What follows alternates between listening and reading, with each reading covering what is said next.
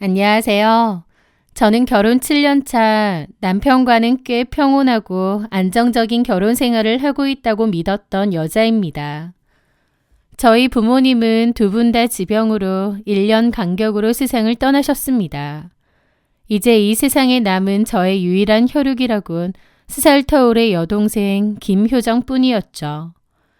하지만 혈육이라는 단어가 무색하게도 동생은 제 인생의 혹이자 우리 집안을 갉아먹는 암적인 존재였습니다. 저는 꼭 여동생이 걸어다니는 시한폭탄처럼 느껴질 때도 많았어요.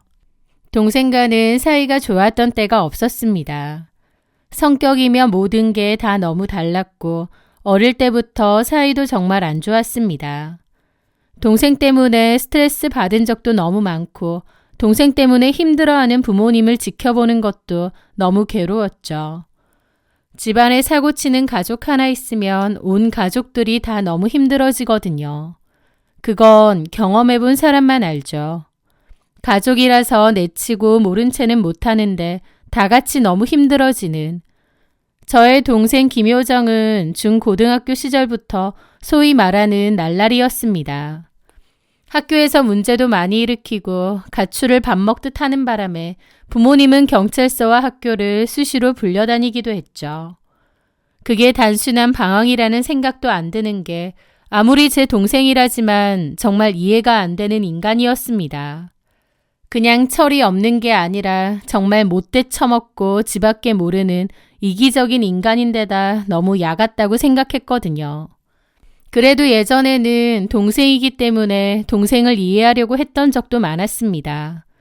동생을 이해하고 품어주려고 나름 노력도 많이 하고 자책도 많이 했죠.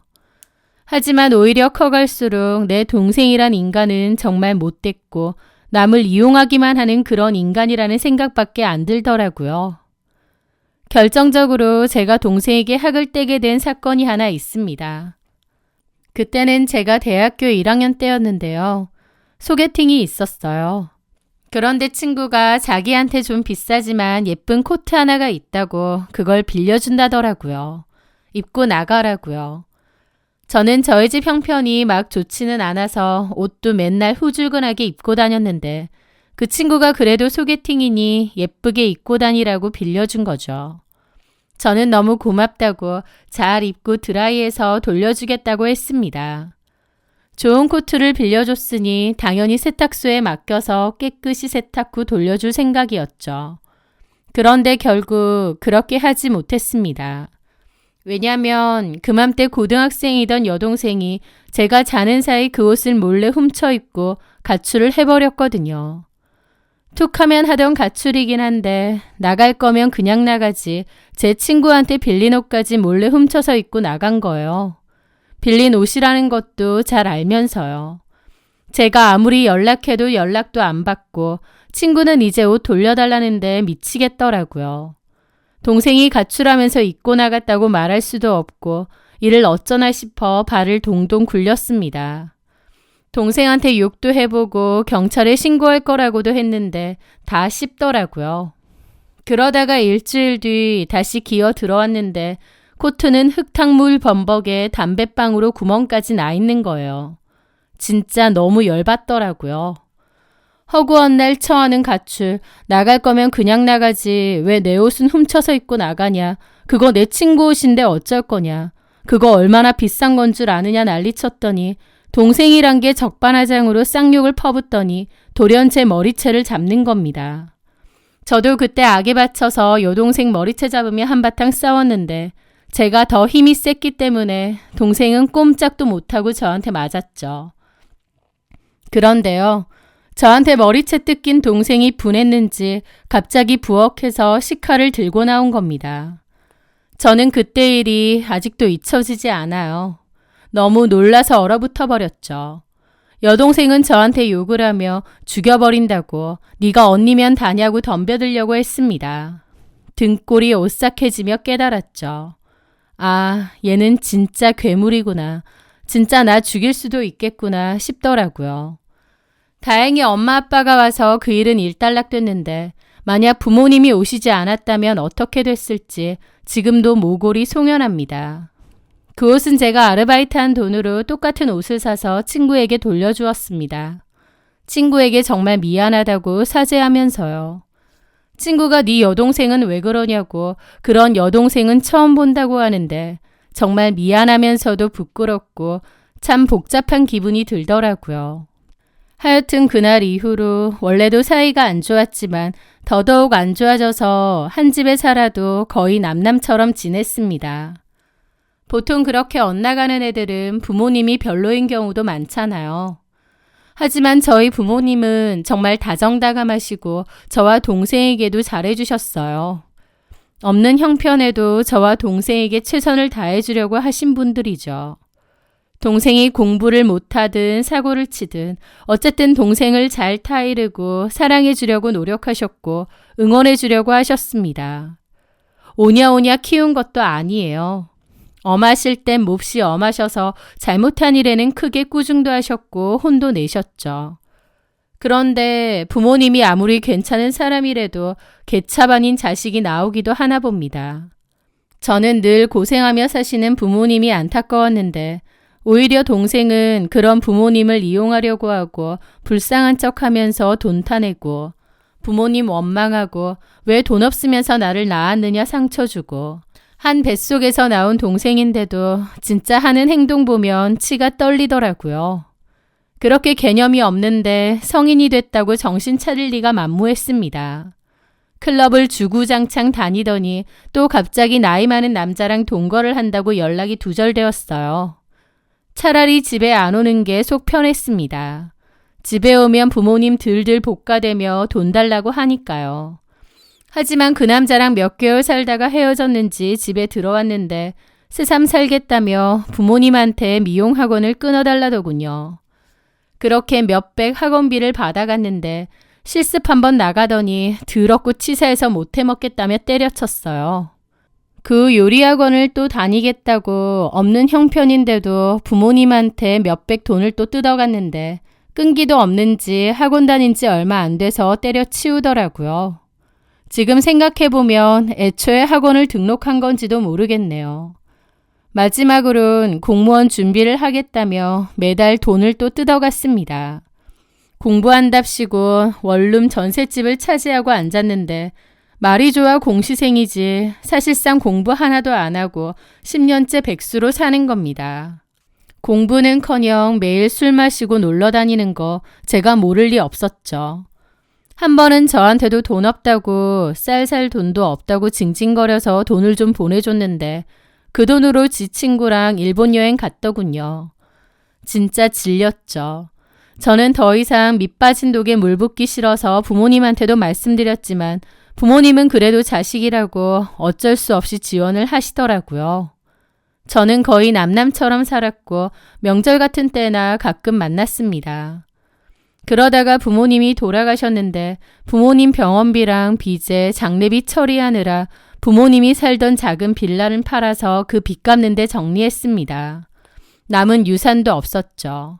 그나마 몇천 남은 건 동생이랑 저랑 나눴고요. 그리고 이제 알아서 살아라 했어요. 나이가 33이고 우애 좋은 자매 사이도 아니었고 저도 여동생이 지긋지긋했거든요. 여동생은 계속 불쌍한 척하면서 저한테 손을 벌리려 했고 저는 나가서 알바라도 해라. 이제 네 나이면 네가 스스로 책임지고 살아라 그랬습니다. 그랬더니 또 욕 가득한 문자를 보내더라고요. 진짜 동생이 어쩌고 살든 인연 끊고 살고 싶었는데 황당하게도 언제부턴가 제 남편이 뜬금없이 제 여동생을 챙기기 시작하는 겁니다. 여보, 그래도 처제인데 우리가 모른 척하면 어떡해. 내가 조금씩 도와줄게. 저는 너무 황당했죠. 왜냐면 남편은 원래 제 여동생을 굉장히 한심하게 봤습니다. 저조차도 제 여동생이 한심했기에 남편이 보기엔 더더욱 그랬겠다고 생각해서 이해했죠. 그런데 남편이 갑자기 태도를 바꾸니 의아했습니다. 저는 그럴 필요 없다고 여러 번 말했어요. 걔는 돈을 안 주는 게 도와주는 거라고요. 그런데 제가 말려도 남편은 몰래 여동생에게 돈을 보내는 겁니다. 왜 그러냐고 하면 그래도 가족이고 제 여동생이니 챙겨야 된답니다. 남편의 달라진 태도가 뭔가 찜찜했지만 그래도 제 핏줄이라고 챙겨주는 건가 싶어 넘어갔어요. 그러던 어느 날 우연히 식탁 위에 놓린 남편의 핸드폰에 문자 알림이 떴습니다. 놀랍게도 제 여동생이더라고요. 제 여동생이랑 남편이랑 개인적인 연락을 할 이유가 없는데 말이죠. 형부, 이번 달 돈 왜 안 들어왔어요? 빨리 보내세요. 카드값 나가야 되는데. 무슨 맡긴 돈 달라고 하는데 눈이 뒤집혔죠. 이게 진짜... 저는 바로 제 폰으로 동생에게 전화를 걸어 따졌습니다. 야, 김효정, 너 미쳤니? 형부가 네 물주야? 나이가 30이 넘어서 언제까지 빌부터 살 거야? 언제까지 그따위로 살 거냐고. 그런데 동생은 코웃음을 치며 기막힌 소리를 하는 겁니다. 뭐라는 거야? 내가 형부한테 돈 달라고 했지 언니한테 달라고 했어? 형부 돈이 내 돈이야. 어디서 돈을 달라 말아야. 지랄한다. 진짜 아무것도 모르는 주제. 뭐라고? 언니, 나한테 고마운 줄 알아. 언니 가정이 잘 돌아가고 있지? 그거 다 내 덕분이거든? 뭔 개소리야. 아, 시끄럽고 형부나 바꿔. 웃기지 마. 아, 바꾸라고 이년아. 뭐라고? 그런데 남편이 놀라서 제 폰을 가져가더라고요. 그러면서 제 눈치를 보며 통화를 하는 겁니다. 그런데 남편이 뭔가 쩔쩔매는 게 보이더라고요. 황당했죠. 그리고 동생 말도 이해가 안 됐습니다. 가정이 지켜진다니? 뭔가 불길한 예감이 스치더군요. 제가 모르는 남편과 여동생과의 어떤 비밀이 있을 것 같았죠. 저는 그날 밤 남편 핸드폰 잠금을 풀고 카톡 대화 내용을 뒤졌습니다. 그렇게 읽게 된 내용은 가히 충격적이었습니다. 형부, 나 이번에 가방 살 건데 100만 원만 더 보태줘요. 이번 달은 나도 진짜 돈이 없어. 카드값도 겨우 막았어. 좀 봐주라. 그래요? 그럼 언니한테 다 불게요. 사진도 있는데. 아니면 지유 씨한테 받을까요? 알았어. 보낼게. 언니한텐 비밀로 해줘. 그 사람한테도 연락하면 안 돼? 바로 보내세요. 핸드폰을 쥐고 있는 제 손이 사시나무 떨듯 떨렸습니다. 남편은 제 여동생을 위해서 돈을 보내주는 게 아니라 여동생한테 협박을 당하고 돈을 뜯기고 있었던 거예요. 동생은 무언가 치명적인 약점을 쥐고 있는 게 틀림없었습니다. 그러니 남편은 꼼짝없이 당하며 매달 돈을 보냈던 거겠죠. 그리고 그 대화 속에 등장한 낯선 이름, 지유. 낯설면서도 이상하게 어디서 들어본 이름이더라고요. 가만히 생각해보니 그 이름을 어디서 들었는지 떠오르는 겁니다. 남편이 저랑 연애하기 전 만났던 전 여자친구 이름이었어요. 제가 남편이랑 연애 시절에 우연히 전 여자친구와의 편지를 발견하면서 알게 되었거든요. 그럼 설마 남편이? 저는 남편의 폰을 속속들이 뒤져봤습니다. 그리고 발견하게 되었죠. 남편과 그 이지유라는 여자가 1년 전부터 다시 만나 불륜을 저지르고 있었다는 걸요. 남편의 불륜 사실을 안 것만으로도 억장이 무너지는데 그걸 이용해 돈을 뜯어내고 있는 게 내 친동생이라니. 피가 거꾸로 솟는 것 같더라고요. 저는 새벽까지 잠을 못 이루고 있다가 그 길로 여동생이 사는 집으로 쳐들어갔습니다. 도어락을 열고 들어가니 술에 취해 자고 있는 동생이 보이더라고요. 그 모습을 보자마자 이성의 끈이 끊어졌습니다. 일어나, 이 미친년아! 저는 자고 있던 동생의 머리채를 잡아 끌어 바닥으로 내동댕이 쳤습니다. 그리고 진짜 주먹으로 발로 정신없이 때렸어요. 갑자기 자다가 저한테 쳐맞은 동생은 비명을 지르며 정신을 못 차리더라고요. 왜 이러냐, 미쳤냐, 악을 지르며 저한테 덤벼들려 했지만 자다가 갑자기 일어나기도 했고 눈이 돌아간 저를 당해낼 순 없었을 겁니다. 저는 진짜 짐승처럼 달려들어 동생을 복날 개패듯이 팼거든요. 진짜 그때 제 생각은 얘 죽이고 나도 죽자 그 정도 생각이었어요. 그만큼 분노와 살기가 엄청났죠. 저한테 진짜 개쳐맞은 동생은 빌더라고요. 살려줘! 살려달라고! 동생 얼굴에선 코피가 터졌는데도 저는 진짜 계속 때렸던 것 같아요. 그리고 바닥에 널브러진 동생 핸드폰을 빼서 갤러리를 열라고 소리쳤습니다. 저한테 처맞은 동생은 쭈뼛거렸고 저는 등짝을 후려치면서 당장 폰 잠금 해제하라고 했죠. 그렇게 본 사진첩에는 정말 가관인 사진이 있었습니다. 모텔방 침대 구석에 제 남편은 팬티 차림으로 무릎을 꿇고 있고 상간녀 이지우는 겁에 질려 쭈그리고 앉아있는 사진이 있는 겁니다. 이게 뭐야? 너 이거 어떻게 된 건지 바른 대로 불어! 동생은 아이씨거리고 있더라고요. 저는 또다시 손에 잡히는 대로 때리려고 들었더니 그제야 질겁하며 빌면서 그러는 겁니다. 얘기할게. 얘기하면 되잖아. 그만 때려. 그러면서 동생이 들려준 이야기는 기가 막혔죠. 동생은 지랑 맨날 어울려 다니는 그 질환 좋은 친구들과 모텔에서 술을 마시려 했답니다. 그래서 술을 사들고 가는데 같은 모텔에서 제 남편이 어떤 여자와 다정히 객실 안으로 들어가는 걸 우연히 목격했다는 거예요. 아, 형부가 바람을 피는구나. 바로 알겠더래요. 그래서 동생은 친구들과 작당하고 배달 기사인 척 남편이 들어간 객실에 벨을 눌렀답니다. 그렇게 문이 열리자마자 여동생과 친구들은 우르르 쳐들어가 현장을 덮치고 사진을 찍었다고 하더라고요. 이 사진을 저한테 보내겠다고 협박을 했다고 했고 그것도 모자라 상간녀 연락처까지 알아낸 것 같더라고요. 제 남편이 돈을 안 주면 상간녀한테 뜯어낼 요량이었겠죠. 그러고 보니 제 동생이 저한테 했던 말이 뭔 말인지 알겠더라고요. 언니 가정을 지켜주는 거네 어쩌네 했던 개소리요. 기가 막혔죠.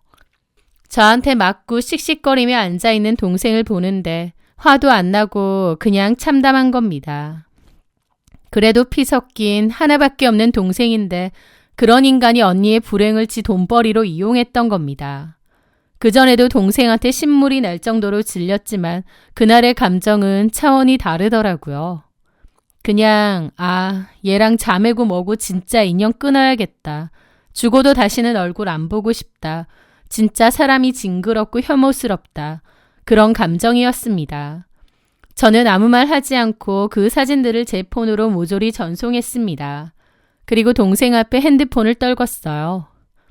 너랑 나는 이제 끝이야. 부모님 핑계대며 기생충처럼 구는 짓도 오늘로 끝이야.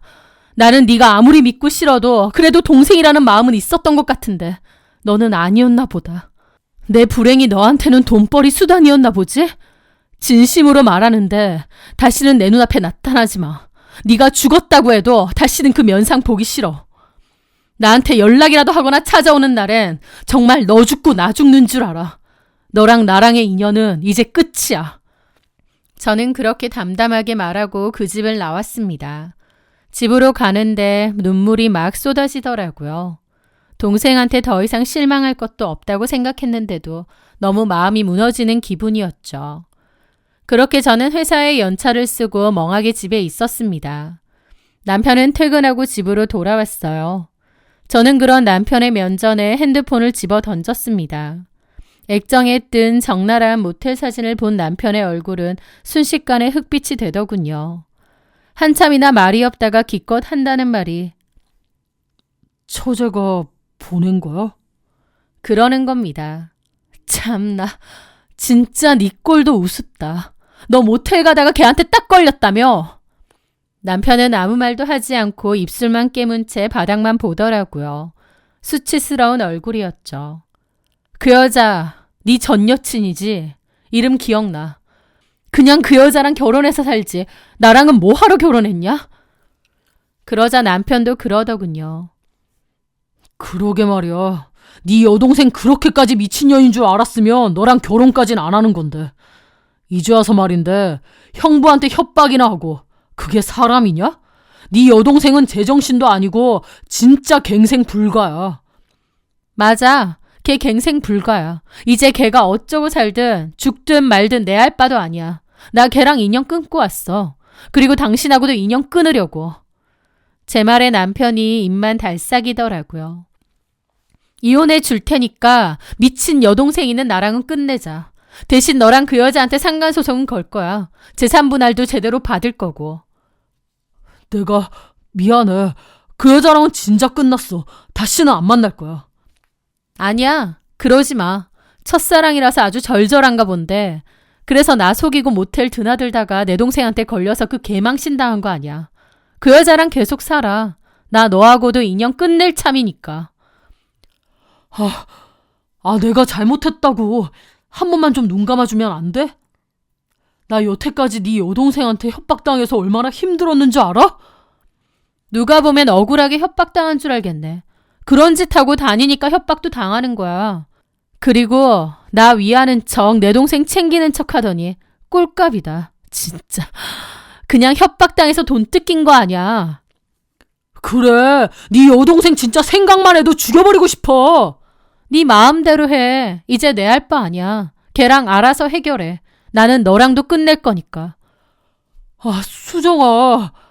제가 단호한 태도로 나오자 남편은 사색이 되어 무릎을 꿇고 싹싹 빌기 시작했습니다. 내가 다 얘기할게. 걔 내 전 여친 맞아. 우연히 만났다가 그렇게 됐어. 나도 진짜 후회해. 걔도 후회해. 네 여동생이 걔한테도 협박했대. 걔도 치를 떨었고 우리 다시는 연락 안 해.